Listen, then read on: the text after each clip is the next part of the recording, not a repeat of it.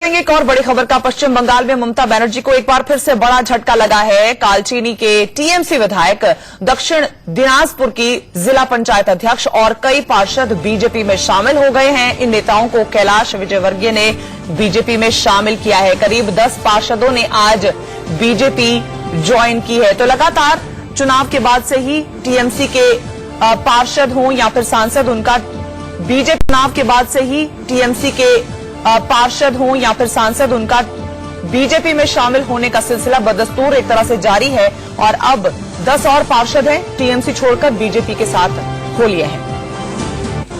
तो बंगाल की राजनीति में इस तरह का फेरबदल अब ज्यादा सुनने को मिल रहा है। टीएमसी के विधायक हों या पार्षद, वो टीएमसी का साथ छोड़ के बीजेपी में शामिल होते नजर आ रहे हैं।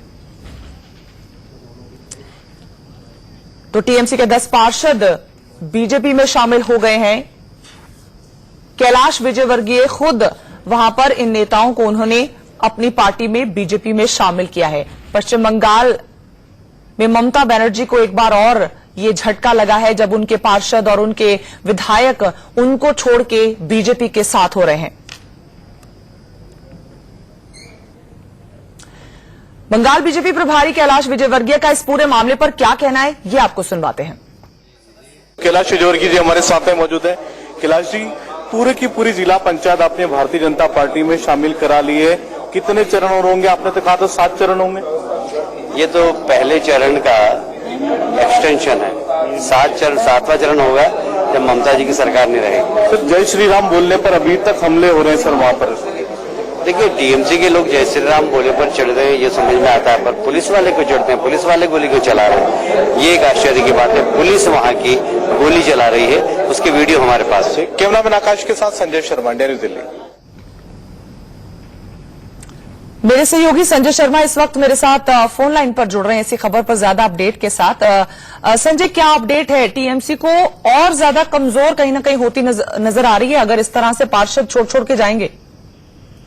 बिल्कुल, आज जिस तरीके से आपने देखा कि पूरी एक जिला पंचायत बीजेपी में शामिल हो गई तृणमूल कांग्रेस की, बहुत बड़ा झटका है ममता बनर्जी के लिए। खुद बीजेपी के प्रदेश अध्यक्ष दिलीप घोष ने यहाँ तक कह दिया कि आज का दिन बंगाल की राजनीति के लिए भूकंप के समान है ममता बनर्जी के लिए। यानी कि बंगाल की राजनीति में आज एक बड़ा भूकंप आया है। एक कद्दावर नेता वहां के विधायक तृणमूल कांग्रेस के, जिन्होंने तृणमूल कांग्रेस छोड़कर के आज भाजपा का दामन थामा है। साथ ही साथ पूरी की पूरी जिला पंचायत जी हाँ, अध्यक्ष से लेकर के सारे लगभग करीब सारे पदाधिकारी आज भारतीय जनता पार्टी में शामिल हो गए। और जब हमने कैलाश विजयवर्गीय से बात की तो उनका कहना है कि ऐसे 7 चरण होंगे, अभी तो पहला चरण भी पूरा नहीं हुआ है। यानी कि उनका ये भी कहना था, ये भी दावा था कि जब 7 चरण जब पूरे होंगे तब तक तृणमूल कांग्रेस पूरी तरह से टूट जाएगी, पूरी तरह से बिखर जाएगी। संजय, एक और जो बात समझ में नहीं आ रही है इससे कि ममता बनर्जी की तरफ से कोई डैमेज कंट्रोल होता भी नजर नहीं आ रहा है।